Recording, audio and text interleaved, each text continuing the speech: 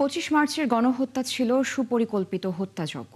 এটি ইতিহাসের একটি নৃশংস ও কলঙ্কিত দিন, এমন মন্তব্য করেছেন প্রধানমন্ত্রী তারেক রহমান। ২৫ মার্চ গণহত্যা দিবস উপলক্ষে দেয়া বাণীতে তিনি মন্তব্য করেন। প্রধানমন্ত্রী বলেন, ২৫ মার্চের গণহত্যা ছিল একটি সুপরিকল্পিত হত্যাযজ্ঞ।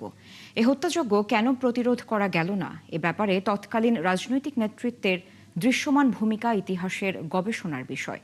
তবে ২৫ মার্চ দিবাগত রাতে উই রিভোল্ট বলে গণহত্যার বিরুদ্ধে আনুষ্ঠানিকভাবে সশস্ত্র প্রতিরোধ গড়ে তোলে চট্টগ্রামের ৮ম ইস্ট বেঙ্গল রেজিমেন্ট। সেই প্রতিরোধের মধ্য দিয়ে শুরু হয় ৯ মাসের সশস্ত্র মুক্তিযুদ্ধ। বাণীতে গণহত্যা দিবসের সঠিক ইতিহাস জানার উপর গুরুত্ব আরোপ করেন প্রধানমন্ত্রী। সেই সাথে মুক্তিযুদ্ধের চেতনার সাম্য, মানবিক মর্যাদা ও সামাজিক সুবিচার প্রতিষ্ঠার মাধ্যমে শহীদদের আত্মত্যাগের প্রতিদান দেওয়ার আহ্বান জানান।